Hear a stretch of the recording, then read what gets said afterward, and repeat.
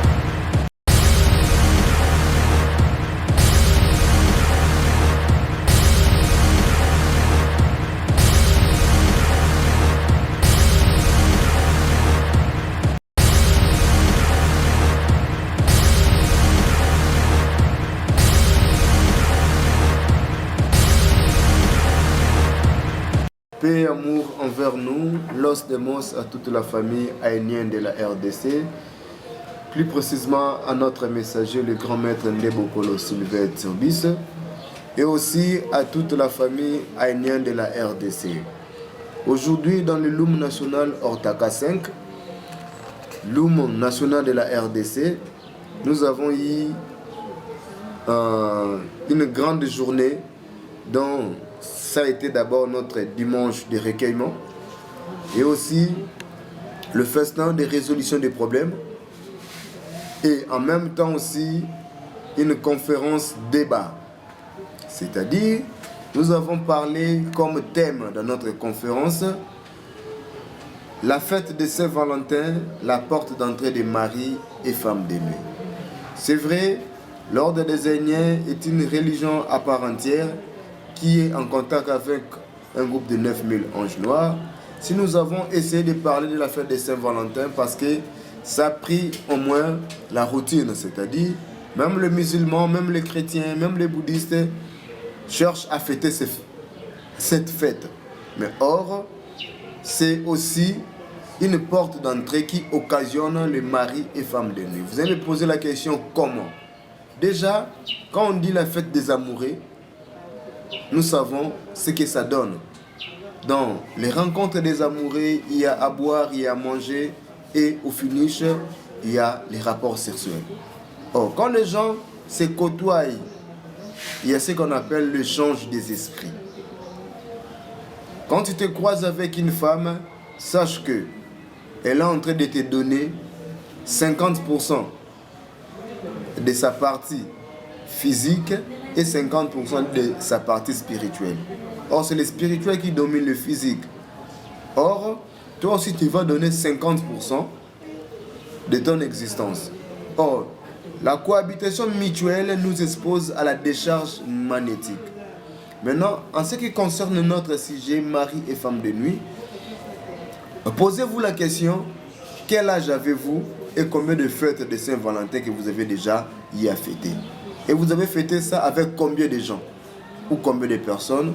Et maintenant, vous êtes avec qui? Lorsque vous êtes en train de faire des promesses, ah, ma chérie, je t'aime beaucoup. Yonde maman na bango, yonde nzambe ba maman.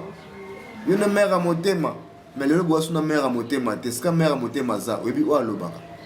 Ce qui mère à motema wana, oyo la kaka wana, elle sait manipuler les forces invisibles. C'est-à-dire, arotika kolinga romona yo balate. Elle peut commencer à t'en sorcellerer mystiquement. C'est ça qui provoque aussi les maris de nuit. Pardon, les femmes de nuit chez les hommes. Chez les femmes aussi, Angèle, Naya papi, Angèle, eh ya papi, yonde pena, na longola ko chéri nanga mutema. Mais jour on peut faire à Saint-Valentin, liembo ya papi, 2 jours avant, beaucoup de pena ya papi té. Ya papi pas le bikenga mbongo na balia en bongo té. C'est-à-dire, ya papi soki aza sorcier te akotela bikota kota ntango akotela bikota kota nde kosalaki okomi possédé ou soit ensorcelé ou envoûté par un esprit oyo ekomi kocontrôle yo eza mpe na bato mosusu jour a fête à Saint-Valentin amoni tonton to tantine mo na coin or tantine wana déjà azalaka na baenvie na ye to tonton azalaka na baenvie na ye mais azwaka occasion te sous prétexte ya complexe d'infériorité aza nango envers yo ntango omona na yo tuni ah Angèle oke wapi o tantine oke wapi o te ngaki ebetanaka tout taka bafete yango ya Saint-Valentin to omela te nzoka tonton wana asepelaka na yo déjà mais yo yebi te ka sepelaka na yo maza incapable ya koyebisa yo en ce moment là ah zwa omela ta bière loko ezalaki fête des amoureux yo ndimi ozwa bière na ye yebaka okoti na champ na ye de mon mwasi epai ya mobali papa misusu mpe ya quartier mwana ya mwasi ya mokie yalobaka ah oh chéri na nga bino bomona kaka ke eza chéri na ye alingaka ye mingi nzoka papa wana aza déjà na mayele mabe aorganiza balien moko mystique avec la fille to uta la fille soki akoli moya bala eza te ndenge mpe mwasi epai ya mobali mari de nuit eza réalité oyo tokoki koignore te c'est-à-dire moto aza na mari de nuit to femme de nuit aza zuwa koleka meme mwasi to mobali ya normal oyo ya moi moto mosusu okozala na mari to femme de nuit olotaka te kozobima na mobali to obima na mwasi mais mari de nuit akobloke misala na yo mozwa chance mbongo eza te mpo soki ozwi mbongo okende kobala bakozomona mwasi batie masque de vieillesse mais okutana mobali ya bien eza te parce que soki otana mobali ya bien ye akobala mobali ya butu aza zuwa tomonaka basi mingi jour ya mariage na ye mobali akufi c'est-à-dire eza te batili mobali poison to bandoki efema mobali non mwasi azali na baenvoûtement tellement bamari de nuit baza tellement ebele balingeli mobali wana boule ndenge tomonaka sangana physique sangana ya bamari de nuit mpe ezalaka bandeko batini biso rigueur te mais eza vérité tozoloba alors mutu oyo aza na cohésion ou sangana ya bamari de nuit ou femme de nuit okomona mwana mwasi kitoko meso afai na bato azolumba solo akopola pourquoi mibali ya bato bapusa pourquoi mibali ya normal bapusa na pene na ye eza te mwana mobali mpe kitoko alati propre te solo ya parfum azolumba solo ya niai c'est-à-dire po basi ya bien bapusa na pene na ye eza te alors soki omoni moto azolobela eloko avec beaucoup de précision c'est que aza à mesure to baza à mesure ya ko résoudre yango un médecin abandamba moko traiter mutu te mais ayekolaka d'abord nzoto ya mutu et puis abandisi ko traiter mutu biso pe ordre des aînés tellement les raisons dites par des moyens mystiques ou spirituels eza domaine biso na ordre des aînés traiter toutes sortes de maladies spirituelles yango toza ko expliquer la réalité ya mari et femme de nuit c'est-à-dire mari femme de nuit c'est une réalité autre que boyate ce que muta boyengo soit azana mari ou femme de nuit mais depuis abanda ko luka solution na azwa solution te yango sali ki abanda ko boyisa yango mutu musupe ko za keza ignorance ayebité yango zolo babongo mais balobi le peuple de Dieu périt par faute de connaissance biso ordre des aînés toutes sortes de maladies mystiques ou de problèmes spirituels nous les traitons à 100% avec le magnétisme sans toucher les tisanes, sans toucher les fétiches, mais nous manipulons l'énergie qui est permanente dans tout et chacun de nous, ce qu'on appelle l'énergie magnétique avec la transmission de lumière magnétique. Dans l'ordre des aînés, nous pratiquons la guérison de toutes sortes de maladies mystiques. Dans l'ordre des aînés, nous pratiquons la purification spirituelle, c'est-à-dire mutu oyo azana un bon rayonnement magnétique ata mutaye en sorcellerie mystiquement et aussi parce que vous avez un grand rayonnement magnétique que benganaye. Mais quand on parle de la purification spirituelle, c'est-à-dire une personne a commis la impureté spirituelle aura nae ezo vibrer les sous eza sous rayonnante nyonso bakoboa kele comme mauvais sort et kozoaye mbasu femme de nuit mari de nuit toutes sortes d'éventualités mystiques, ceux qui vont cibler et dans l'ordre des Aînés, nous pratiquons la protection spirituelle avec le médaillon de l'ordre des Aînés qui vibre à 8000 et à 12 000 rayons de vibration magnétique à la seconde. En cas d'attaque mystique, ça chauffe. Dans l'ordre des Aînés, nous pratiquons la résolution des problèmes, c'est-à-dire les coupures de liens mystiques héréditaires que nous entravons par les liens des sangs. Mais pour tout le monde qui veut nous contacter, nous, l'ordre des Aînés, nous répondons au 00243 9 72 71 84 86. Sur ce numéro WhatsApp, nous disons dans l'ordre des Aînés, mais connaître l'ordre des Aînés, c'est comme un groupe de pygmées assis sur une mine d'or. Quand quelqu'un est accablé par la force du mal, c'est-à-dire force du mal et lukaka et rendre mutu informe et vide au balobi tou va boa, c'est-à-dire sans usage. Mutu azana mari et femme de nuit, on remarque que tellement on recommande ba dégoût, il y a basi, il y a moi, to mibali ya moi, et on va nous pousser maintenant na ba masturbation. Tant qu'on se masturber, on a pena au fongoli siko au champ et ba mari de nuit et ba femme de nuit. C'est-à-dire, la loi de la terre est dit, c'est les parents qui prennent en charge de ses enfants. Or, yo tant qu'on bota bana ya butu.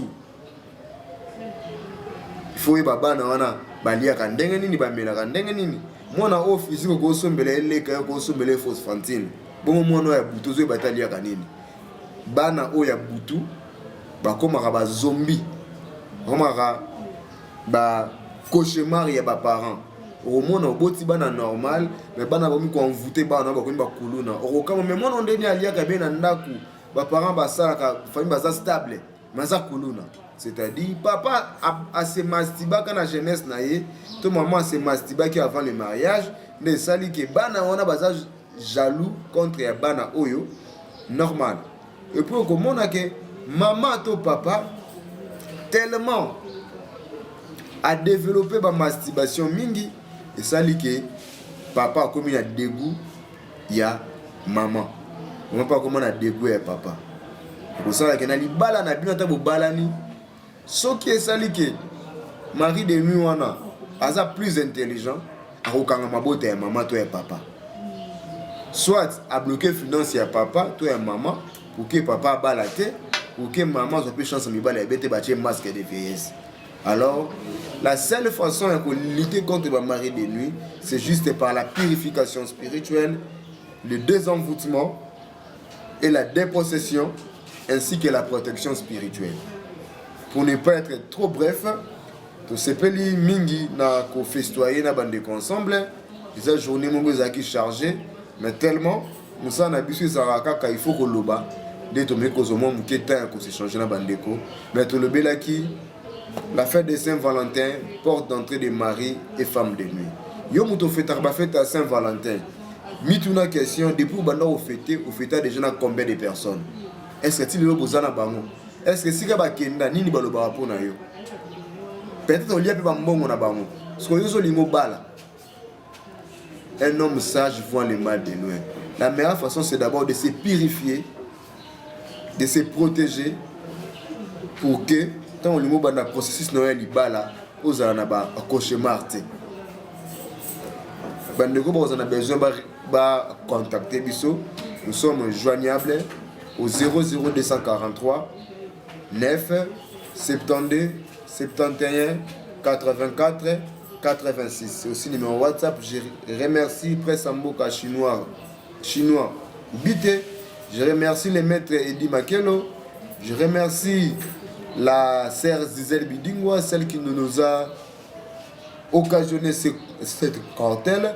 Je remercie aussi ma maman Jackie qui s'est à Mampouya parce que le 24 février c'était mon anniversaire. Sans elle, soit Kangai Makolo, peut-être un peu Nazalate. Je remercie les ciels d'avoir m'occasionné une année encore de plus. Je remercie toute la famille haïnienne Los Demos. Standard Mag. Standard Mag. Standard Mag. Ah, na ke sika ba benga ma mwanza ba pesinga biloko kolia.